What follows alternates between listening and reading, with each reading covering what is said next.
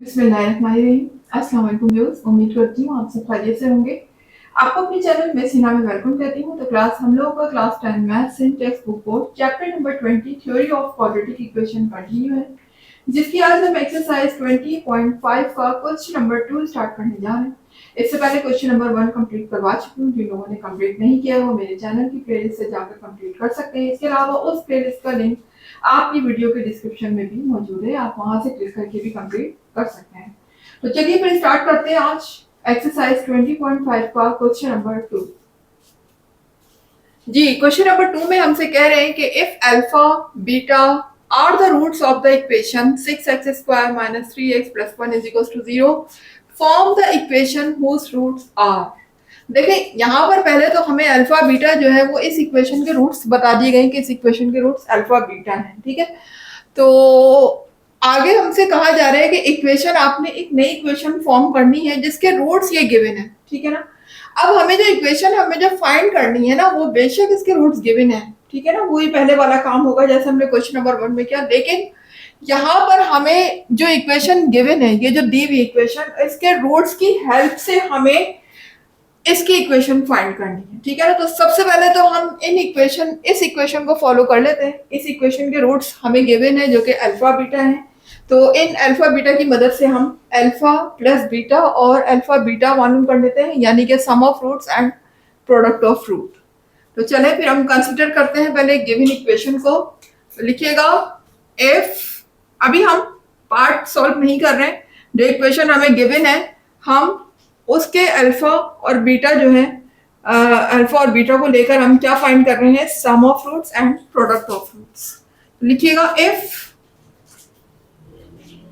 Alpha beta are the roots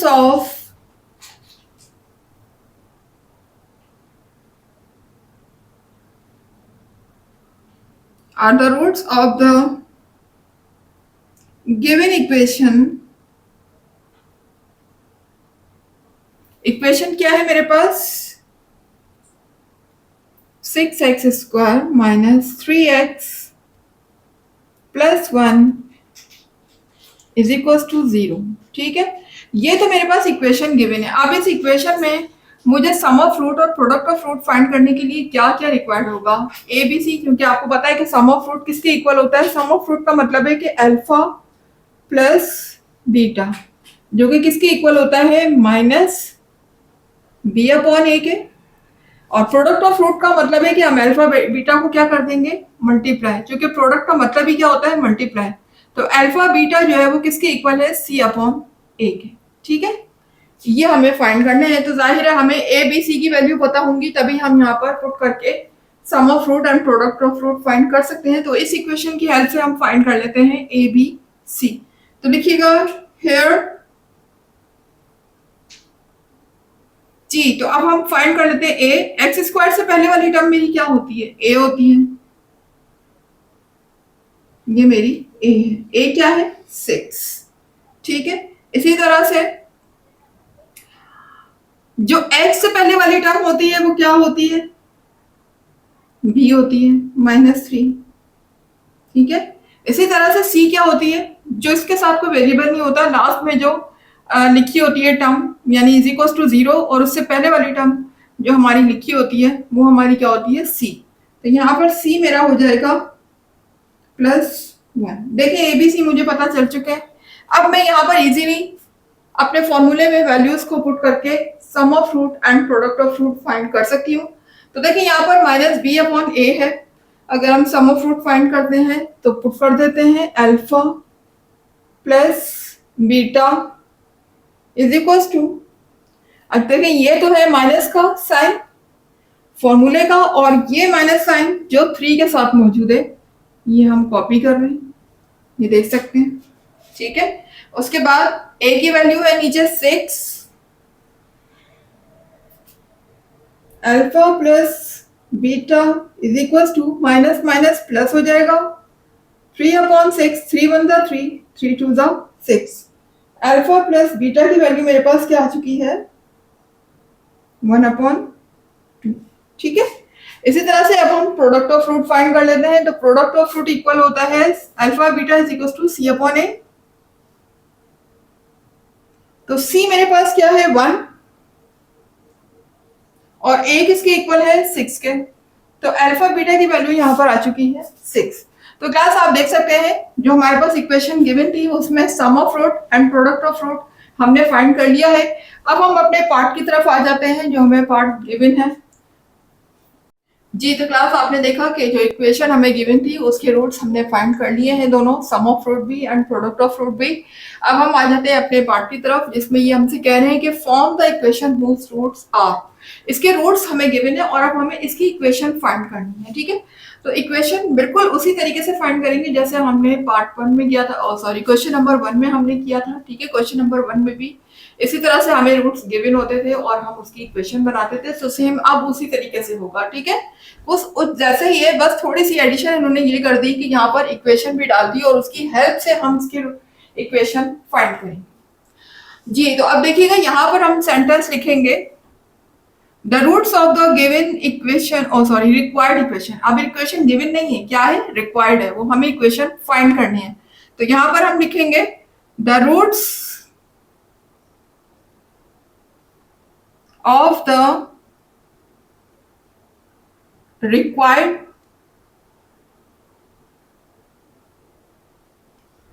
equation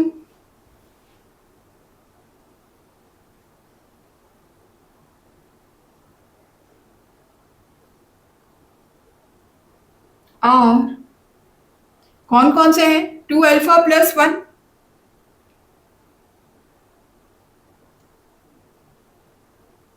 comma 2 beta plus 1। ठीक है, ये हमारे पास किसके रूट्स है, जो इक्वेशन हमें अभी फाइंड करनी है। इक्वेशन हमारे पास नहीं है, उसके रूट्स पता है हमें। तो अगर मैं इन रूट्स को कोई नाम दे दूं, इसको कह दूं अल्फा और इसको कह दूं बीटा, जाहिर है जो पहला मेरे पास होता है वो क्या होता है अल्फा और सेकंड रूट मेरे पास क्या होता है बीटा। तो हम क्या देते हैं, लेट, क्योंकि ये नाम मैं खुद से दे रही हूं तो यहां लेट लिखिएगा, let alpha is equal to 2 alpha plus 1 comma and beta is equal to 2 beta plus 1। ठीक है, ये मैंने इनको नेम दे दिए। उसके बाद अब मुझे इनके क्या फाइंड करने हैं, जो इक्वेशन मुझे चाहिए उसके जाहिर है इक्वेशन में मुझे सम ऑफ रूट भी चाहिए और प्रोडक्ट ऑफ रूट भी चाहिए।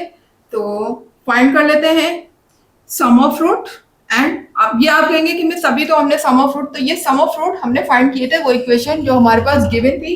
अब जो हम सम ऑफ रूट फाइंड करने जा रहे हैं हम उस इक्वेशन के फाइंड कर रहे हैं जो कि हमें रिक्वायर्ड है, वो इक्वेशन हमें नहीं पता। तो अब हम इस इक्वेशन के रूट फाइंड करेंगे। तो लिखिएगा sum of root, sum of root को किससे रिप्रेजेंट करते हैं, अल्फा प्लस बीटा से। तो यहां पर हम अल्फा प्लस बीटा फाइंड कर लेते हैं इसका। जी अल्फा हमारे पास गिवन है 2 अल्फा प्लस 1। ठीक है, ये हमने अल्फा की वैल्यू, अल्फा की जगह पे अल्फा की वैल्यू रख दी, आगे लिखा हुआ है प्लस, और अब बीटा की प्लेस में बीटा की वैल्यू रखेंगे। बीटा की वैल्यू क्या है, 2 बीटा प्लस 1। जी अब देखें 2 अल्फा और 2 बीटा को मैं साथ में लिख लेती हूँ इस तरीके से, 2 अल्फा प्लस 2 बीटा, और ये 1 आपस में प्लस हो जाएंगे तो 1 प्लस 1 2 हो जाएगा। क्लास इन दोनों को ऐड मत कर दीजिएगा क्योंकि ये अल्फा है और ये बीटा है, ये आपस में ऐड नहीं हो सकते। ठीक है जी, तो यहां से मैं 2 कॉमन ले लेती हूँ, दे देते हैं 2 कॉमन। ये मैंने 2 कॉमन लिया, तो अब देखिए मेरे पास क्या रिमेनिंग होगा, अल्फा प्लस बीटा, और बाहर मेरा लिखा हुआ है प्लस 2। ये क्या चल रहा है, सम ऑफ रूट, यानी कि अल्फा प्लस बीटा। ठीक है जी, तो क्लास यहां तक आपने देखा कि हम लोगों ने सम ऑफ रूट जो है वो फाइंड कर लिया है, ये आ रहा है। लेकिन अभी आप ये देखें यहाँ पर वैल्यू की सूरत में नहीं आ रहा है मेरा sum of root, alpha plus beta यहाँ मौजूद है, और अल्फा प्लस बीटा की वैल्यू हम ऑलरेडी यहाँ पर फाइंड कर चुके थे जो इक्वेशन हमें गिवन थी। आपको बताया था कि गिवन इक्वेशन की हेल्प की मदद से हमने इक्वेशन फाइंड करनी है, तो हम यहाँ पर इनकी हेल्प लेंगे। अल्फा प्लस बीटा की प्लेस में मैं क्या रख दूंगी, 1/2 रख दूंगी। तो यहाँ जहां अल्फा प्लस बीटा लिखा हुआ है इसकी प्लेस में हम लिख देंगे 1/2।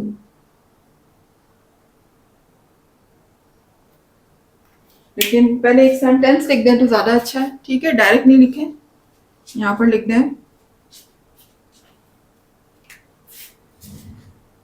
पुट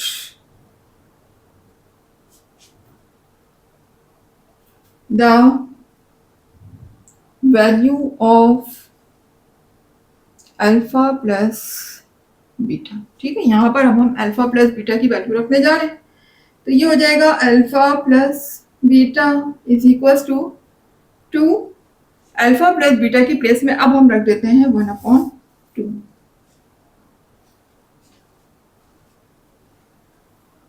जी, तो क्लास देख सकते हैं यहाँ से 2 से 2 हो गया कैंसिल। ठीक है, अब मेरा यहाँ पर क्या बचा, सिर्फ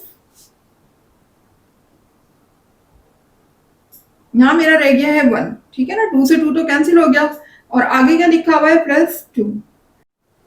तो अल्फा प्लस बीटा की वैल्यू मेरे पास क्या आ चुकी है, 3। ठीक है, अब ये जो अल्फा प्लस बीटा आया है ये मेरे पास उसका रूट आया है जिसका हमें इक्वेशन रिक्वायर्ड है। ठीक है ना, तो यहां लिख दीजिएगा सम ऑफ रूट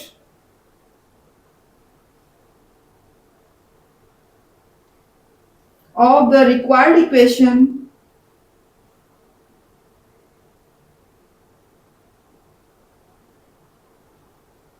क्या है, of the required equation is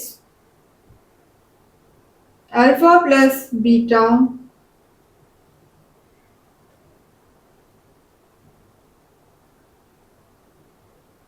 is equals to 3।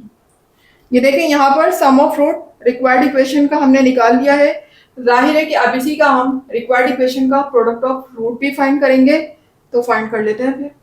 जी, तो क्लास ये मैंने शॉर्ट में लिखा है सम ऑफ रूट। ये सम ऑफ रूट किसका आया है, जो कि इक्वेशन हमें नहीं मालूम, जो अभी हम मालूम करेंगे।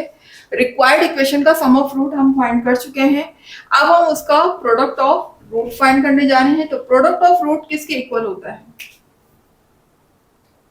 अल्फा बीटा के।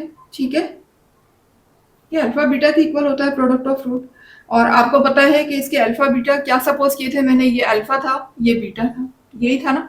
तो अल्फा की प्लेस में मैं यहाँ पर 2 अल्फा रख लूंगी, 2 अल्फा प्लस 1, और बीटा की प्लेस में हम रखेंगे 2 बीटा प्लस। ठीक है, अभी देखिए मेरे पास 2 ब्रैकेट है, दोनों ब्रैकेट्स को मुझे क्या करना है, मल्टीप्लाई करना है। तो मल्टीप्लाई करा देते हैं। फिर देखिए मल्टीप्लाई कराने का क्या तरीका होता है, जब इस तरह से दो, पहले फर्स्ट ब्रैकेट के एलिमेंट यहाँ पर जो है वो हर जो दूसरी ब्रैकेट है हर एलिमेंट उस दूसरी ब्रैकेट से मल्टीप्लाई होगा, यानी ये 2 अल्फा भी इस दूसरी ब्रैकेट से सेकंड ब्रैकेट से मल्टीप्लाई होगा और +1 भी सेकंड ब्रैकेट से मल्टीप्लाई होगा। तो करा देते हैं फिर हम। आप डायरेक्ट भी कर सकते हैं, लेकिन डायरेक्ट में बहुत से स्टूडेंट मिस्टेक कर लेते हैं, तो बेहतर है कि डायरेक्ट ना करें, कर्ली ब्रैकेट यूज कर लेते हैं हम। तो पहले 2 अल्फा जो है वो मल्टीप्लाई होगा इस पूरी ब्रैकेट से 2 बीटा प्लस 1, और फिर +1 मल्टीप्लाई होगा इस पूरी ब्रैकेट से 2 beta plus 1, curly bracket close. उसके बाद अब हम इनको मल्टीप्लाई करा देते हैं। जी, तो ये हो जाएगा 2 2 ज़ा 4। ठीक है, 2 2 ज़ा 4 और अल्फा बीटा जब मल्टीप्लाई होंगे तो ये हो जाएंगे अल्फा बीटा, फिर 2 1 ज़ा 2, ये हो जाएगा 2 अल्फा। उसके बाद यहां देखिएगा ये 1 जब 2 बीटा से मल्टीप्लाई होगा तो जाहिर है 1 2 ज़ा 2 हो जाएगा और साथ में लिखा हुआ है बीटा। इसी तरह से 1 जब 1 से मल्टीप्लाई होगा तो 1 1 ज़ा 1 हो जाएगा। ठीक है, तो क्लास यहाँ पर आप देख सकते हैं कि यहाँ पर 2 कॉमन आ रहा है, तो हम 2 कॉमन ले लेते हैं।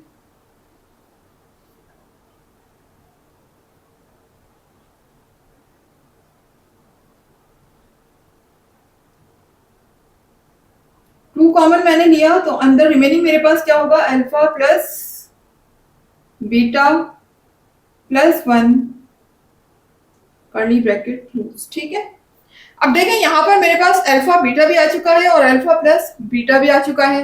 दोनों ही वैल्यू मेरे पास मुझे मालूम है कि अल्फा प्लस बीटा जो है 1/2 के इक्वल है और अल्फा बीटा 1/6 के इक्वल है। तो हम पुट कर देते हैं यहाँ पर, मेरे पास आ जाएगा अल्फा बीटा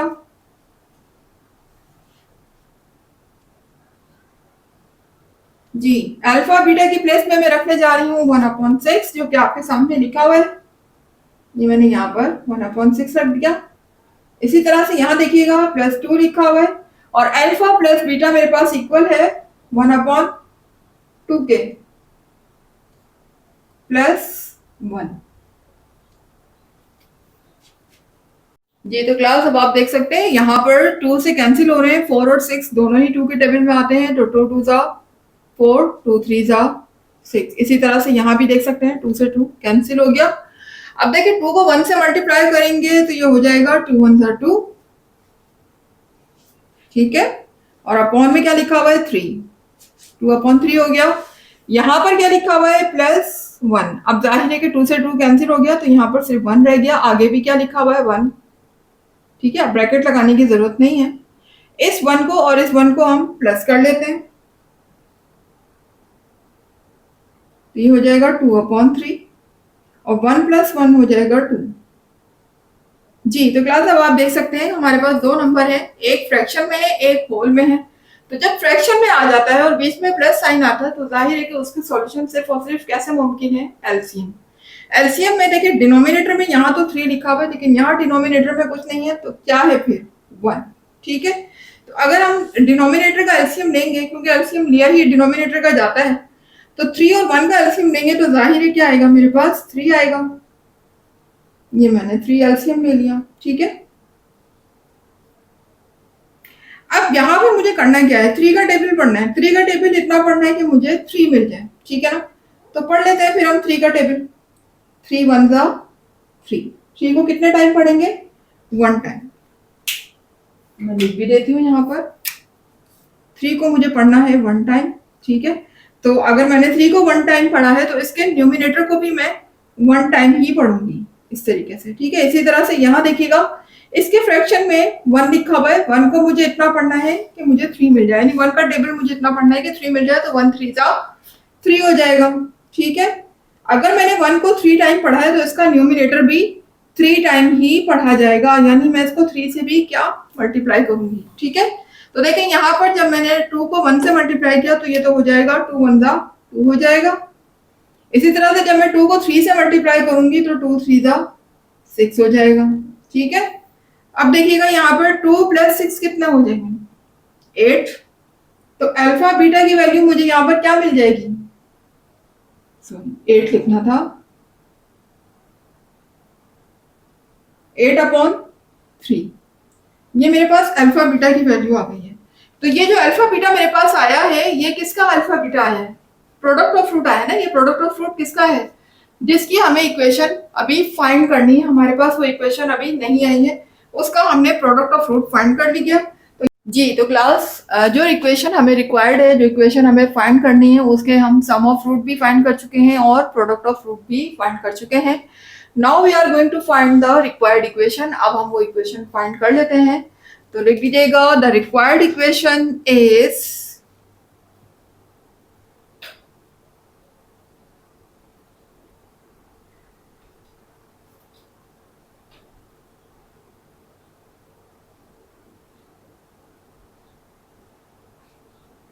क्या होगी रिक्वायर्ड इक्वेशन। आपको क्वेश्चन नंबर 1 में भी बताया था मैंने, रिक्वायर्ड इक्वेशन जो फॉर्मूला होता है वो क्या होता है, फॉर्मूला याद है ना उसका। जब हमें कोई इक्वेशन रिक्वायर्ड होती है और हमें उसके रूट्स जो है वो गिवन होते हैं, तो ऐसी सूरत में हम क्या फॉर्मूला लगाते हैं, x² - sx + p = 0। ठीक है, यहाँ पर देखिए s for sum of fruit and p for product of root. Sum of root ये हम निकाल चुके हैं, प्रोडक्ट ऑफ फ्रूट भी आपके सामने है। दोनों वैल्यूज को हम इक्वेशन में पुट करते हैं। तो सम ऑफ फ्रूट की प्लेस में हम रखेंगे, यहाँ s की प्लेस में हम रखेंगे यहाँ पर 3 और प्रोडक्ट ऑफ फ्रूट की प्लेस में हम यहाँ पर ये गिवन है प्रोडक्ट ऑफ फ्रूट पी 8/3, ठीक है, 8/3 इज इक्वल टू 0। जी तो क्लास अब देखिए यहाँ पर वैसे तो हमारा आंसर आ चुका है, लेकिन आपकी बुक के मुताबिक यहाँ पर फ्रैक्शन में आंसर को सही नहीं माना जाता, इस फ्रैक्शन को हमें खत्म करना होता है। तो अब फ्रैक्शन को खत्म करने के हमारे पास दो तरीके हैं। देखिए या तो मैं इस पूरी इक्वेशन का एलसीएम ले लूं, क्योंकि इसके फ्रैक्शन में डिनोमिनेटर में मेरा 3 लिखा हुआ है, ठीक है, यहाँ पर मैं सबके नीचे 1 सपोज करूं और एलसीएम ले लूं, तो एलसीएम भी ठीक है, एलसीएम भी लिया जा सकता है। या फिर मैं एक काम ये कर सकती हूँ कि इस पूरी इक्वेशन को 3 से मल्टीप्लाई कर दूं, ठीक है ना, दोनों तरीके सही है, लेकिन आई थिंक कि मल्टीप्लाई करने वाला ज्यादा बेटर है, ठीक है, क्योंकि वो हर स्टूडेंट जो है वो समझ पाता है। एलसीएम थोड़ा सा डिफिकल्ट होता है मेरे ख्याल में, होना तो नहीं चाहिए क्योंकि अब इतनी बार एलसीएम ले चुके हैं हम, वो भी ठीक है, लेकिन आई थिंक ये मेथड जो है वो ज्यादा इजी है कि हम पूरी इक्वेशन को 3 से मल्टीप्लाई करा देते हैं।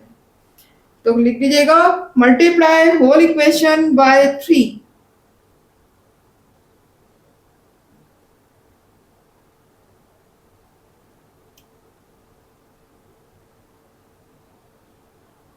जी पूरी इक्वेशन को जब मैंने 3 से मल्टीप्लाई करवाया तो हुआ क्या कि ये जो 3 है ये पूरी इक्वेशन से मल्टीप्लाई हो जाएगी, यानी कि x² minus 3x plus 8/3 is equal to 0। जी अब इस 3 को मैंने पूरी इक्वेशन से क्या करा दिया, मल्टीप्लाई करवा दिया। सॉरी ये ब्रैकेट यहाँ नहीं आएगी, बल्कि चूंकि हम पूरी इक्वेशन ही कंसीडर कर रहे हैं तो ब्रैकेट पूरे पर आएगी, यानी ये 3 0 के साथ सबके साथ मल्टीप्लाई होगा, चाहे वो 0 को इस तरफ हो या 0 के उस तरफ हो, लेफ्ट साइड हो या राइट साइड हो, 3 सबसे मल्टीप्लाई होगा तो ब्रैकेट पूरे पर आएगा। तो मैंने 3 को क्या किया, पूरी इक्वेशन को जो है वो 3 से मल्टीप्लाई करवा दिया। जी तो क्लास अब हम मल्टीप्लाई करवा देते हैं पूरी इक्वेशन को 3 से। तो देखिएगा 3 जब इससे मल्टीप्लाई होगा तो ये हो जाएगा 3x² माइनस 3 3 जा 9 हो जाएगा 9x, और जब 3 इससे मल्टीप्लाई होगा तो क्या होगा 8/3, यहाँ देखिए मल्टीप्लाई इससे हुआ 3 से, और 0 से भी मल्टीप्लाई हो जाएगा, जाहिर है इसमें 0 भी इंक्लूड है, सबको मैंने 3 से मल्टीप्लाई करवा दिया। अब होगा क्या कि देखें यहाँ पर ये 3 इस 3 से कैंसिल हो जाएगा, यहाँ आ जाएगा 3x² माइनस 9x प्लस 8, और 0 3 से मल्टीप्लाई होगा तो ये हो जाएगा 0। तो क्लास ये देख लीजिए हमारे पास इक्वेशन आ चुकी है, ठीक है, यही यही मेरा आंसर हो जाएगा क्लास, यहाँ पर आप आंसर लिख दीजिए। तो वो इक्वेशन जो हमें मालूम करनी थी वो आ चुकी है, दैट इज ओवर आंसर। अब मूव करते हैं अपने नेक्स्ट पार्ट की तरफ। जी तो क्लास आ गए हैं क्वेश्चन नंबर 2 के पार्ट 2 की तरफ। देख सकते हैं आप पार्ट 2 जो हमारे पास गिवन है α² β², ठीक है, जिसकी हमें इक्वेशन फाइंड करनी है, उसके रूट्स हमारे पास हैं α² β²। अच्छा क्लास अब हमारे पास जो इक्वेशन गिवन थी तो उनके रूट्स क्या थे, हमारे पास अल्फा बीटा और उसके sum of root and product of root हम पार्ट 1 में मालूम कर चुके हैं, तो वही काम आपने हर पार्ट में करना है।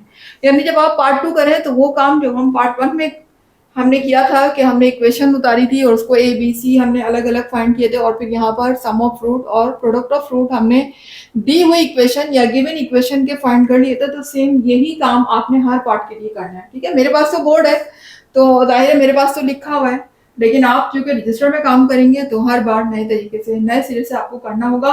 तो ये बहुत अच्छा है आपके लिए, प्रैक्टिस भी होती जाएगी आपके साथ साथ, ठीक है, और आप बार बार करेंगे तो आपको इजीली जो है वो फाइंड करना भी आता रहेगा, sum of fruit and product of fruit, ठीक है।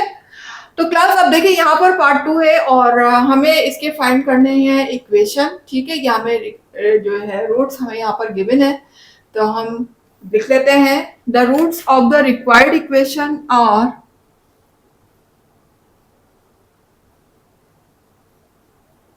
the roots of the required equation और क्या क्या है, alpha square comma beta square. ठीक है, ये मेरे पास रिक्वायर्ड इक्वेशन के रूट्स गिवन है। अब इन रूट्स को अगर मैं फर्स्ट को अल्फा कह दूं और सेकंड को बीटा कह दूं तो कह देते हैं हम let alpha is equals to alpha square के इक्वल है कॉमा और बीटा किसके इक्वल है, बीटा स्क्वायर के।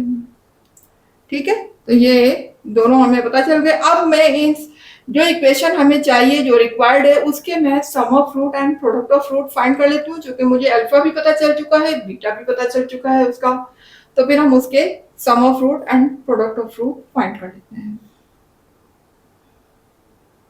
तो यहाँ पर लिख दीजिएगा, now we are going to find the sum of root and product of root of the required equation. Now we can find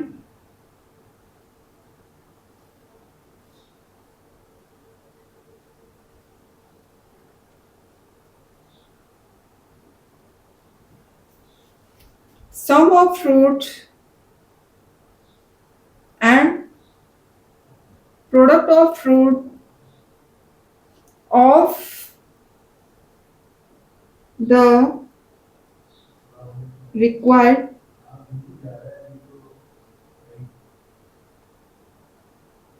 equation.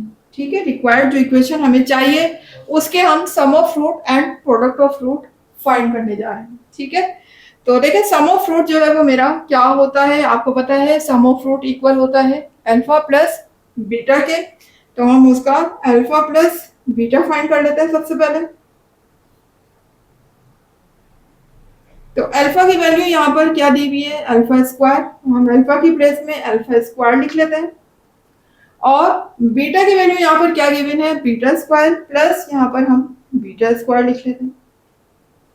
ठीक है जी, तो क्लास सम ऑफ रूट हम फाइंड कर चुके हैं। जो इक्वेशन हमें रिक्वायर्ड है उसका सम ऑफ रूट मेरे पास आया है alpha plus beta is equal to alpha square plus beta square.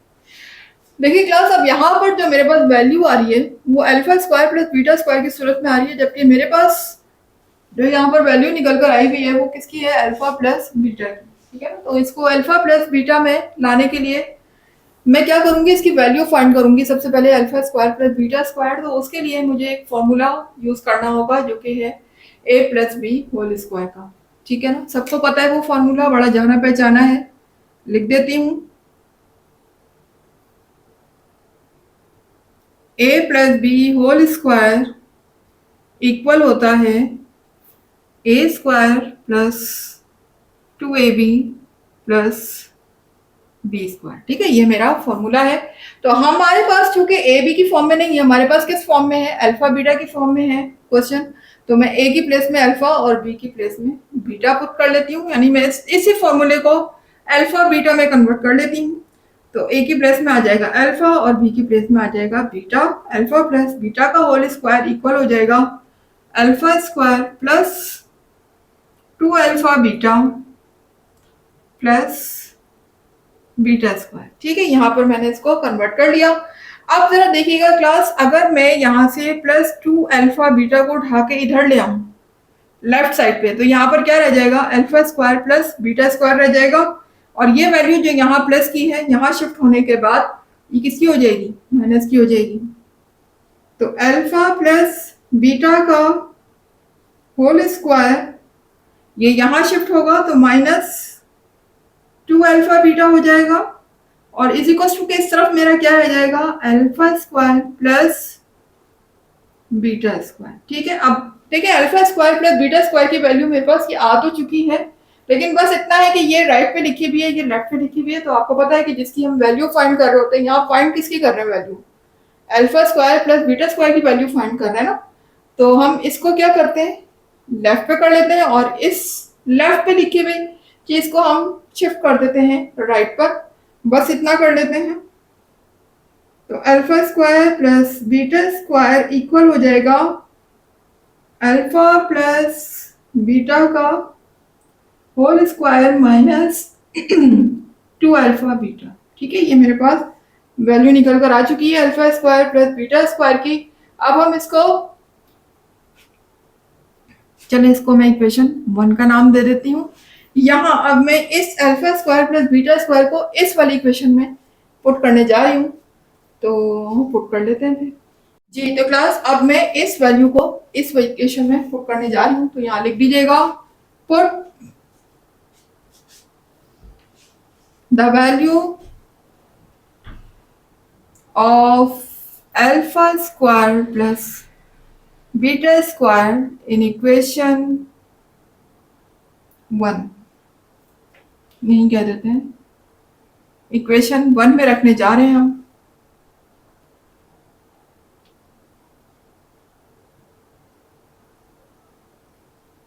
जी तो इक्वेशन 1 ये रही, alpha plus beta is equal to, देखिए alpha square plus beta square की जगह पे मैं ये वाली चीज रख दूंगी, क्योंकि alpha square plus beta square की वैल्यू हम फाइंड कर चुके हैं। अब हम इसकी प्लेस में ये रखने जा रहे हैं, तो जहां जहां alpha square plus beta square है वहां मैं ये रख देती हूँ अल्फा प्लस बीटा का whole square minus 2 alpha beta, ये मैंने वैल्यू को पुट कर दिया है। अल्फा प्लस बीटा भी मेरे पास आ चुका है अब, ठीक है, और अल्फा बीटा भी आ चुका है, और दोनों की वैल्यू मेरे पास यहाँ पर मौजूद है, तो मैं इजीली पुट कर सकती हूँ अल्फा प्लस बीटा की वैल्यू भी और अल्फा बीटा की वैल्यू भी।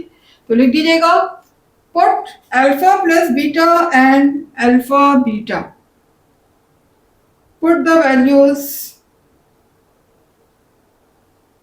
Of alpha plus beta and alpha beta. जी तो अल्फा प्लस बीटा मेरे पास 1/2 है,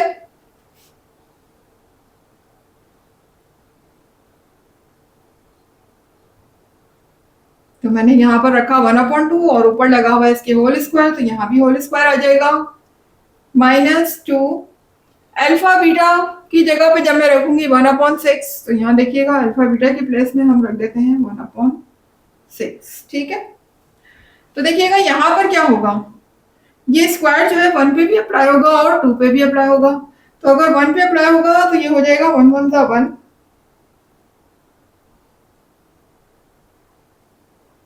और जब 2 पे अप्लाई होगा तो 2 को 2 टाइम मल्टीप्लाई करना है, तो 2 2 सा 4 हो जाएगा। इसी तरह से यहाँ देखिएगा ये 2 1 सा 2 और 2 3 सा 6 हो जाएगा, ठीक है, 2 3 सा 6, तो 1 को 1 से मल्टीप्लाई कर देंगे, और डिनोमिनेटर में मेरे पास क्या आ गया है 3 आ चुका है, ठीक है, कैंसिल होने के बाद अब क्या आ चुका है 3 आ चुका है। जी तो क्लास अब देखिएगा यहाँ पर दोनों ही फ्रैक्शन में है और बीच में माइनस के साइन है, तो यहाँ पर अब मुझे क्या करना है एलसीएम लेना है, ठीक है, तो ले लेते हैं एलसीएम 4 और 3 का। जब हम एलसीएम लेंगे तो हम एलसीएम लेके देख लेते हैं क्या आ जाता है 4 और 3 का, तो ये 2 के टेबल में आएगा 2 2 सा 4, 3 को कॉपी करेंगे, 2 1 सा 2, 3 कॉपी हो गया, उसके बाद 3 1 सा 3, 2 2 सा 4 और 4 3 सा 12, इनका एलसीएम यहाँ पर क्या आ जाएगा 12 आ जाएगा।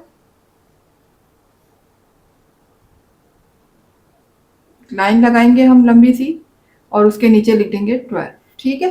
अब यहाँ पर करना क्या होता है एलसीएम में, हमें दोनों डिनोमिनेटर के टेबल को पढ़ना होता है, यानी 4 का टेबल भी पढ़ेंगे और 3 का टेबल भी पढ़ेंगे। अब कितना पढ़ेंगे, इतने टाइम पढ़ेंगे कि हमें 12 मिल जाए, तो 4 का टेबल हमने इतना पढ़ना है कि 12 आ जाए, तो 4 3 सा 12, कितने टाइम पढ़ा मैंने 4 को 3 टाइम, तो अगर मैंने 4 को 3 टाइम पढ़ा है तो ऑफकोर्स इसका न्यूमिनेटर को भी मैं किससे मल्टीप्लाई कर दूंगी 3 से, ठीक है। इसी तरह से मुझे यहाँ 3 के टेबल को इतना पढ़ना है कि मुझे 12 मिल जाए, तो 3 4 सा 12, तो 3 को मैंने 4 टाइम पढ़ा, तो जाहिर है इसका न्यूमिनेटर को भी मैं 4 से मल्टीप्लाई कर दूंगी, ठीक है। इस तरीके से हम एलसीएम लेते हैं। तो अब देखिएगा यहाँ पर 4 3 सा 12, और 1 को जब 3 से मल्टीप्लाई करेंगे तो ये हो जाएगा 3, इसी तरह से 1 को 4 से मल्टीप्लाई करेंगे तो ये हो जाएगा 4। जी अल्फा प्लस बीटा हो जाएगा इक्वल टू, जी ये माइनस का 4 है प्लस का 3 है, सब्ट्रैक्शन होगी, डिफरेंट साइन है, तो 4 में से 3 को माइनस करेंगे, मेरा बचेगा 1, लेकिन साथ में आएगा माइनस साइन, आपको पता है ग्रेटर नंबर के साथ माइनस साइन लगा हुआ है, अपॉन में लिखा हुआ है 12, ठीक है। तो ये मेरे पास सम ऑफ फ्रूट यहाँ पर आ चुका है। जी आपने देखा कि रिक्वायर्ड इक्वेशन का सम ऑफ फ्रूट हम फाइंड कर चुके हैं। Now we are going to find the product of root. तो प्रोडक्ट ऑफ फ्रूट क्या होता है मेरा, अल्फा बीटा, यानी अल्फा को बीटा से मल्टीप्लाई करते हैं तो मेरा प्रोडक्ट ऑफ फ्रूट आ जाता है। तो फाइंड कर लेते हैं अल्फा बीटा। किसका अल्फा बीटा, रिक्वायर्ड इक्वेशन का, वो इक्वेशन जो हमें रिक्वायर्ड है। तो देखिए अल्फा क्या है बीटा क्या है, आपको याद होगा जब मैंने शुरू में सपोज किया था वैल्यू को, तो ये मेरा शुरू में मेरा क्या था, अल्फा था और ये क्या था, बीटा था। ठीक है, तो मैं अल्फा की प्लेस में ये रख देती हूँ, अल्फा स्क्वायर मल्टीप्लाई किससे हो रहा है, बीटा स्क्वायर से। ठीक है जी। तो क्लास अब देखें ये दोनों ही आपस में मल्टीप्लाई हो रहे हैं, alpha square plus beta square. और देखिए जब मल्टीप्लाई होता है तो आपको पता है कि हम ये जो अलग अलग स्क्वायर पावर लगी हुई है मैं इनको एक साथ बाहर लिख सकती हूँ। ठीक है ना, क्योंकि दोनों के ऊपर जब एक ही पावर हो और आपस में वो मल्टीप्लाई हो रहे हो, ये मेरा लॉज ऑफ एक्सपोनेंट है, लॉज ऑफ एक्सपोनेंट है हमारा, जो कि हम क्लास 9 में भी पढ़ चुके हैं। ठीक है ना, तो हम उनको एक साथ होल पावर की सूरत में लिख सकते हैं। कैसे, इस तरीके से देखें, क्योंकि अल्फा के ऊपर भी स्क्वायर है बीटा के ऊपर भी स्क्वायर है, तो मैं अल्फा बीटा को एक साथ लिखूं और होल पावर लगा दूं बाहर स्क्वायर। ठीक है, ये पावर जो अलग अलग थी अब मैंने एक साथ इसको बाहर लिख दिया। क्यों लिखा, ताकि मुझे अल्फा बीटा मिल जाए और मैं इजीली अल्फा बीटा की प्लेस में अपनी वैल्यू को पुट कर सकूं। तो पुट अल्फा बीटा अब इसमें हम वैल्यू पुट कर लेते हैं अल्फा बीटा की। तो यहाँ लिख दीजिएगा put the value of alpha beta. Alpha beta की जगह पे मैं रखने जा रही हूं 1/6, जैसे कि आपको नजर आ रहा है जी। तो अल्फा बीटा की प्लेस में आ जाएगा 1/6 और साथ में लगा हुआ है होल स्क्वायर। तो देखिए जब स्क्वायर 1 पर अप्लाई होगा तो 1 1 का 1 हो जाएगा और 6 पर अप्लाई होगा तो क्या होगा, 36 हो जाएगा। 6 6 36, ये हो जाएगा 1/36 जी। तो क्लास अब आप देख सकते हैं यहाँ पर ये प्रोडक्ट ऑफ फ्रूट भी आ चुका है मेरा। किसका प्रोडक्ट ऑफ फ्रूट है, ये वो इक्वेशन जो हमें रिक्वायर्ड है जी। जो इक्वेशन हमें यहाँ पर रिक्वायर्ड है उसके हम दोनों ही मालूम कर चुके हैं, सम ऑफ रूट बी और प्रोडक्ट ऑफ रूट बी हम फाइंड कर चुके हैं। Now we are going to find the equation. अब हम इक्वेशन फाइंड करने जा रहे हैं, तो लिख दीजिएगा the required equation is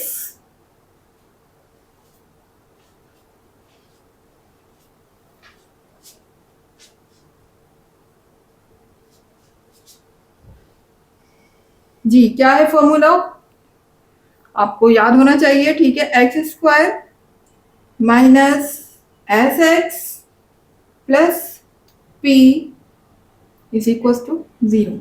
S for sum of root, p for product of fruit, दोनों ही आपके सामने लिखे हैं। सम ऑफ फ्रूट ये रहा, प्रोडक्ट ऑफ फ्रूट ये रहा। इनको हम पुट करते हैं वैल्यूज को इक्वेशन में और फाइंड कर लेते हैं अपनी equation. X square minus sum of fruit की जगह पे मेरा आ जाएगा 1/12, जो कि माइनस में लिखा हुआ है तो हम ब्रैकेट लगा देते हैं। बाहर लिखा हुआ है x, प्रोडक्ट ऑफ फ्रूट किसके इक्वल है, 1/36 के।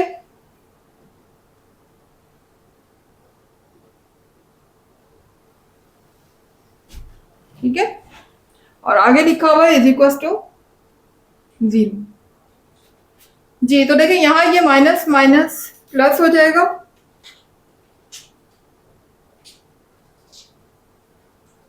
ये हो जाएगा 1/12x plus 1/36 is equal to 0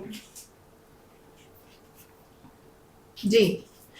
तो क्लास अब आप देख सकते हैं यहाँ पर वैसे तो इक्वेशन आ चुकी है, लेकिन बस बात ये है कि इक्वेशन में जो वैल्यूज मेरे पास आ रही हैं सम ऑफ फ्रूट और प्रोडक्ट ऑफ फ्रूट की, वो किस में आ रही है, फ्रैक्शन में आ रही है। तो फ्रैक्शन में हमें नहीं लेकर आना। ठीक है, हमें क्या करना है, अब यहाँ पर एलसीएम लेना है। क्लास अब हम पूरी इक्वेशन को किसी एक नंबर से मल्टीप्लाई नहीं करवा सकते, क्योंकि अब यहाँ पर डिफरेंट है, देखिए यहाँ 12 है, यहाँ 36 है। तो अब तो हमें एलसीएम ही लेना पड़ेगा, किसका, 12 और 36 का, क्योंकि डिनोमिनेटर में यही दो वैल्यू लिखे हैं। तो ले लेते हैं एलसीएम जी। तो क्लास अब आप देख सकते हैं यहाँ पर sum of fruit and product of fruit दोनों ही फ्रैक्शन में है। तो फ्रैक्शन का जब फ्रैक्शन में हो तो इक्वेशन कंप्लीट नहीं होती जब तक कि हम उसका एलसीएम ना ले लें। तो यहाँ पर आप देख लीजिएगा, ये भी फ्रैक्शन है, ये भी फ्रैक्शन है, इसके डिनोमिनेटर में 12 लिखा हुआ है, इसके डिनोमिनेटर में 36 है, जबकि इसके डिनोमिनेटर में क्या होगा, कुछ नहीं है, तो 1 होगा। ठीक है, अब जब हम इन तीनों का एलसीएम लेंगे 1, 12 और 36 का, तो यकीनन क्या एलसीएम आएगा मेरे पास, 36 आएगा। ठीक है, क्या एलसीएम आएगा, 36। अब यहाँ पर मुझे हर डिनोमिनेटर को इतना मल्टीप्लाई करना है कि मुझे 36 मिल जाए, तो हम बारी बारी सबको मल्टीप्लाई कर देते हैं। 1 की टेबल को इतना पढ़ना है कि 36 आ जाए, तो जाहिर है 1 को मैं किससे मल्टीप्लाई करूंगी, 36 है। तो 1 को अगर 36 से मल्टीप्लाई किया है, तो इसके न्यूमिनेटर को भी मुझे किससे मल्टीप्लाई करना होगा, 36 से। इसी तरह से 12 की टेबल को इतना पढ़ना है कि 36 आ जाए, तो 12 की टेबल को कितना मल्टीप्लाई करूंगी कि 36 आ जाए, तो 12 3 जा 36। तो जाहिर है इसका न्यूमिनेटर भी किससे मल्टीप्लाई हो जाएगा, 3 से। इसी तरह से यहाँ आप 36 के टेबल को इतना पढ़ना है कि मुझे 36 मिल जाए, तो जाहिर है 36 तो खुद ही 36 है, तो 36 1 जा 36, इसको मैं मल्टीप्लाई किससे करूंगी, 1 से, तो मुझे 36 मिल जाएगा। तो मैं इसके न्यूमिनेटर को भी किससे मल्टीप्लाई कर दूंगी, 1 से। ठीक है, यहाँ पर देख सकते हैं आप जी, सारे टेबल मैं पढ़ चुकी हूँ। यहाँ पर 1 को 36 से मल्टीप्लाई किया 36। अब यहाँ पर देखें, एक्स स्क्वायर को जब मुझे मल्टीप्लाई करना है 36 से, तो यहाँ पर क्या हो जाएगा, 36 एक्स स्क्वायर। जी, 1 को मल्टीप्लाई 3 से करना है, बीच में प्लस का साइन है, तो 1 3 जा 3x हो जाएगा। उसके बाद 1 1 जा 1 हो जाएगा। ठीक है, इज इक्वल टू 0। अभी 36 यहाँ पर डिवाइड हो रहा है, यहाँ जाने के बाद 0 से क्या हो जाएगा, मल्टीप्लाई हो जाएगा। तो यहाँ मेरे पास क्या रिमेनिंग होगा, 36 x square minus plus 3x plus 1 is equal to 0। और 36 यहाँ पर जब 0 से मल्टीप्लाई हुआ, तो ये क्या हो गया, 0 हो जाएगा। ठीक है, मेरी इक्वेशन क्या बन जाएगी, 36 x square plus 3x plus 1 is equal to 0। यही मेरा आंसर हो जाएगा। मेरे पास इक्वेशन आ चुकी है, जो उन्होंने मांगी थी रिक्वायर्ड इक्वेशन, वो हमारी आ चुकी है। अच्छा क्लास, अब आपकी बुक में जरा मिस्टेक्स हैं इस इक्वेशन में। एक तो यहाँ पर माइनस लगाया हुआ उन्होंने, और दूसरा शायद इस वैल्यू में भी कोई मिस्टेक उन्होंने की हुई है। तो जो बुक का आंसर है वो रॉन्ग है, छोड़ दीजिए उसको। हम लोगों ने बिल्कुल ठीक आंसर निकाला है, इसी आंसर को कंसीडर करें। तो क्लास आज के लिए बस इतना ही। इंशाल्लाह ये नेक्स्ट पार्ट हम स्टार्ट करते हैं अपनी नेक्स्ट वीडियो में, बिकॉज वीडियो बहुत ज़्यादा लंबी होने की वजह से मैं ये पार्ट कंटिन्यू नहीं कर पाऊंगी।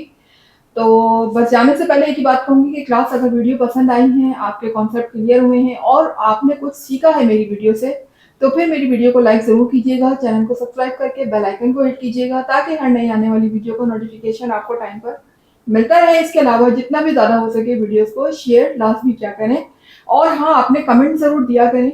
आपका फीडबैक मेरे लिए बहुत इंपॉर्टेंट रखता है, तो वो ज़रूर दिया करें, बताया करें आपको कहाँ तक क्लियर है, कितने कॉन्सेप्ट क्लियर हैं। तो मुझे दीजिएगा इजाज़त, इंशाल्लाह मिलते हैं नेक्स्ट पार्ट के साथ। जब तक के लिए अल्लाह हाफिज़।